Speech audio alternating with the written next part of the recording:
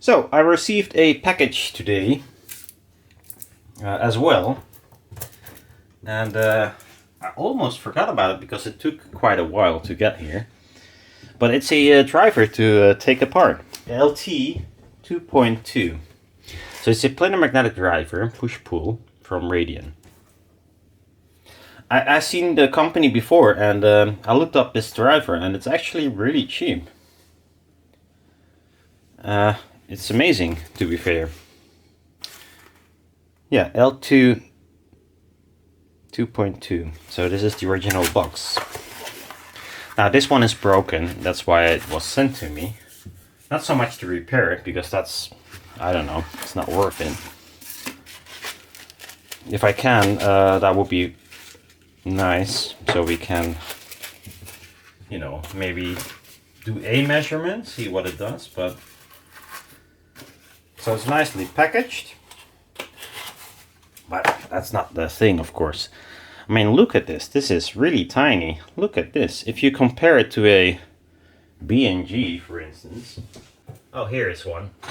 Well, 1/2. So this is a B&G Neo 5. This is this. Look how sweet it is. That's very tiny.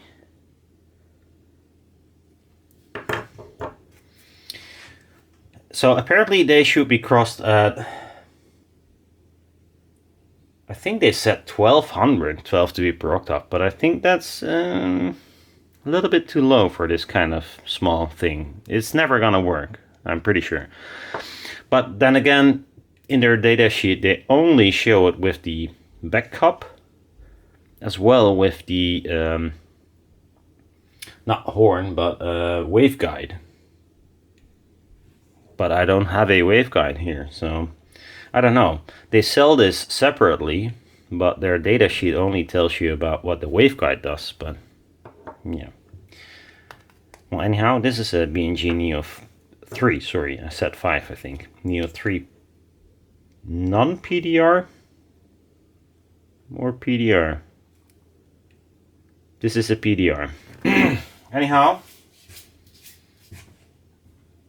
so that's one. And now this tiny little thing,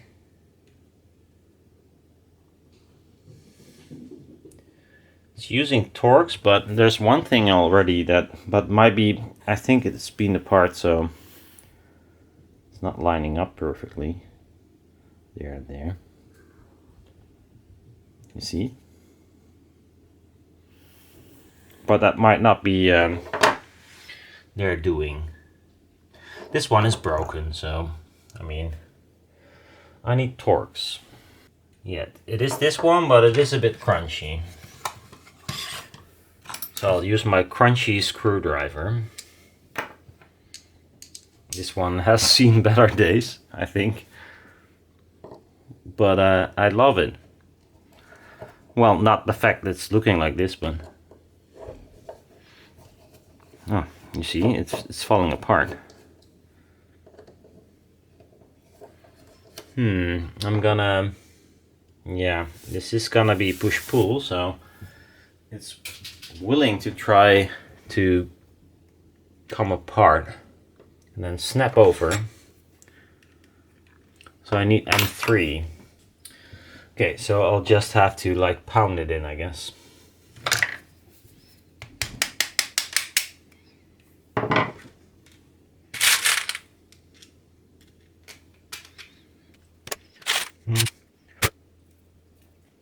Just to make sure it doesn't like smash the membrane.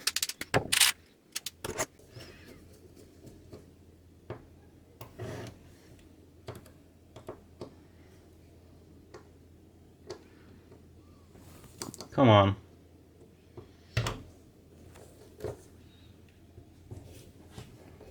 These screws are really Chinesium. They're really shitty.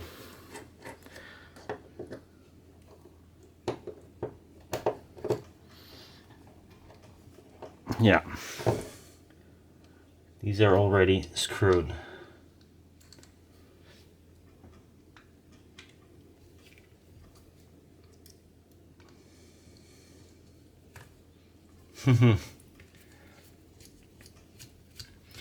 One of the reasons might be that they added glue on the backside to like sort of Loctite, but I don't think it's Loctite.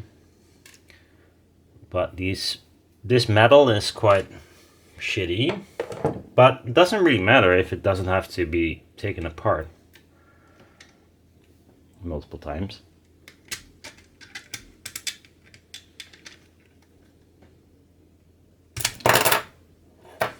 There you go.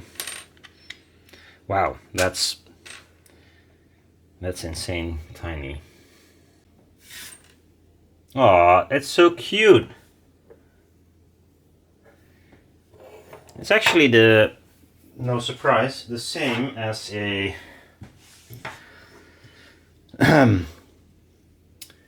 BNG. It has the felt here, there and there.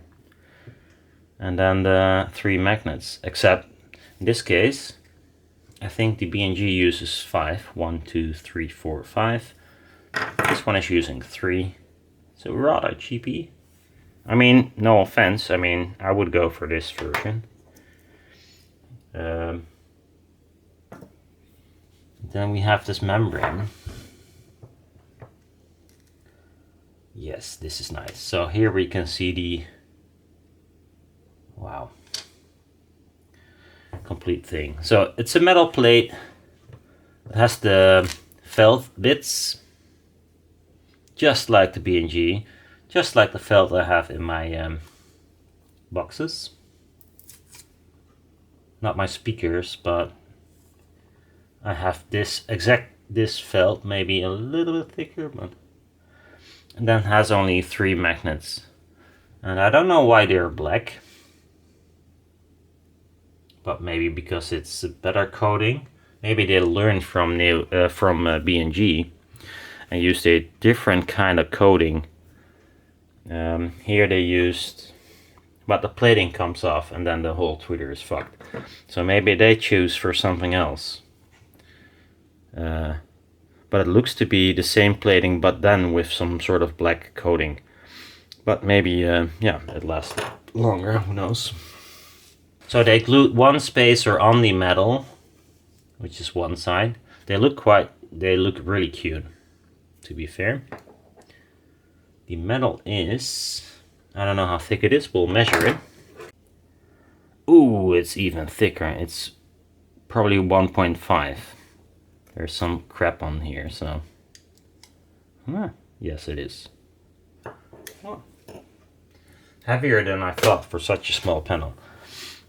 And then the magnets are 3.5, might be American size, and the thickness is really thin.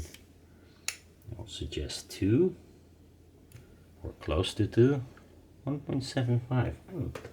They're probably N52, but who knows?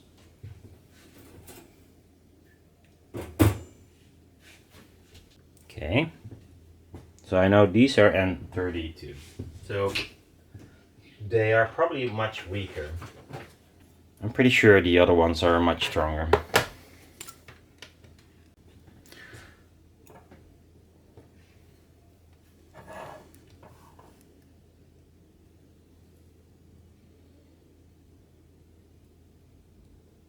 .99 millatesla.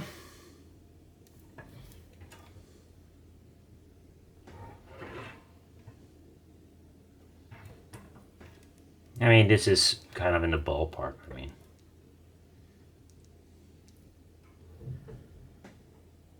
.90 millatesla or 84. So yeah, they're probably not even N52. I think. If so, that would be weird. I mean, these are smaller. So yeah, maybe N32 and maybe N35 in this region. Maybe a little bit higher, who knows, but I mean, there's a little bit more metal there, but yeah, cool.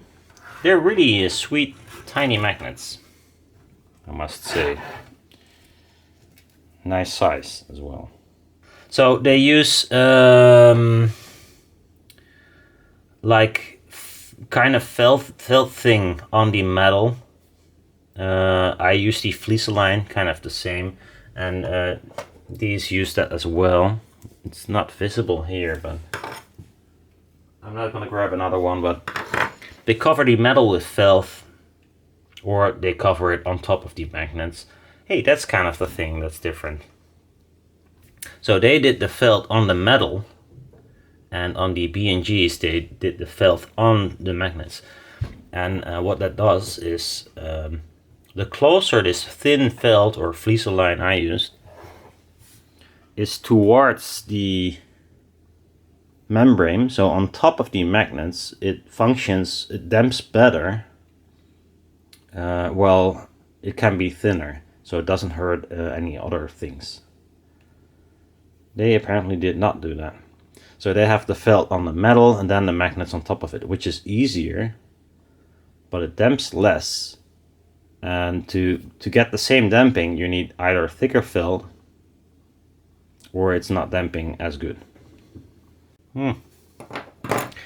So I wonder what the spacing is, but that's hard to measure. So magnet to membrane spacing would be, yeah, I think it's 0.5 millimeter. Or it might be some sort of imperial size instead of metric, which is most of this stuff is imperial sizes, so it's near a metric size but not completely.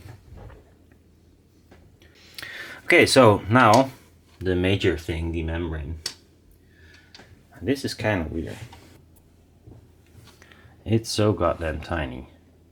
Look at these traces, they are less than 1 millimeter.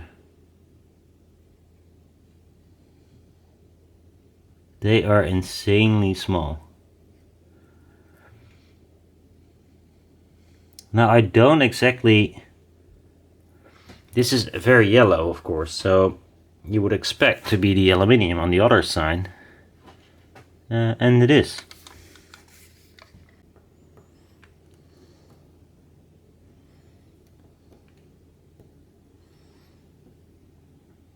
Yeah, it is.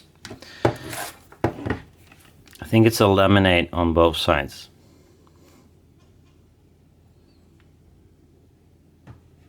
That's not in frame. Here you go.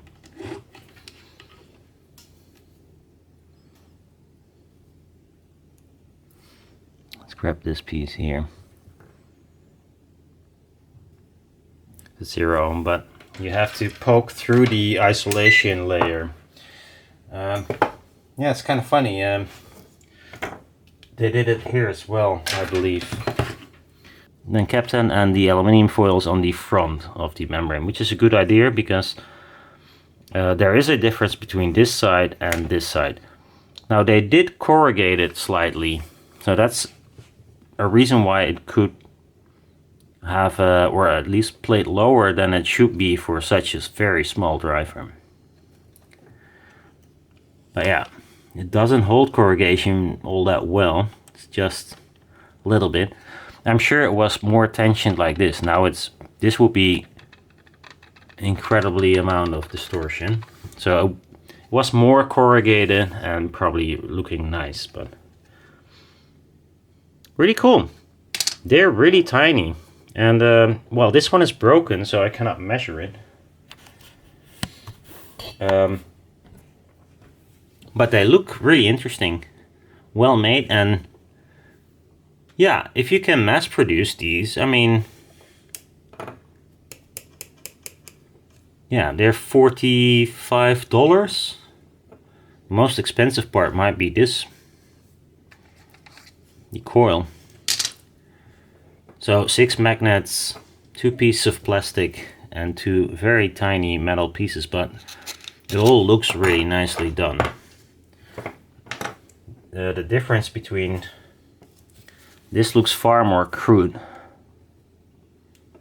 and Chinesium, no offense, compared to these.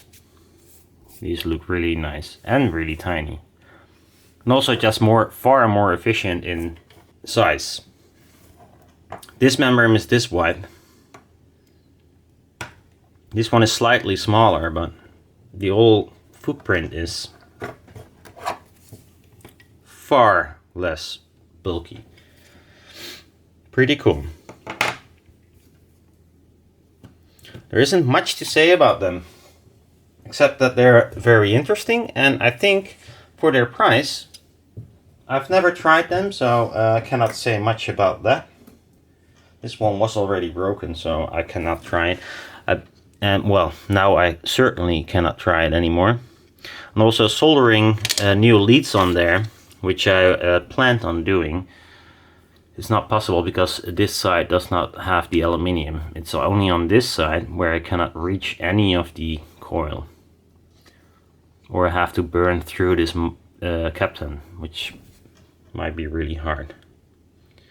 So yeah, I won't be fixing these, but I'll keep them because sometimes it's interesting to see how they did the coil.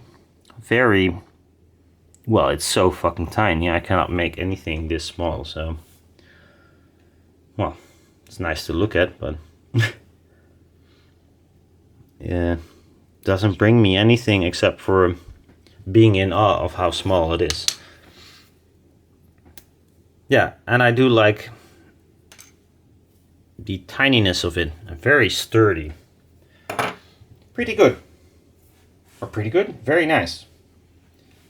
If anyone has used these, let me know how they sound and maybe measure, because yeah, I did see a article about them in the voice coil, and they quoted it as well on the side because I think it's like commercially pretty nice to be in voice coil. But I don't think my collection of voice coil magazines goes back to when they made this one.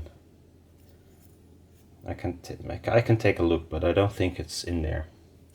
Anyhow, very nice. And Schiller, thank you for sending me this.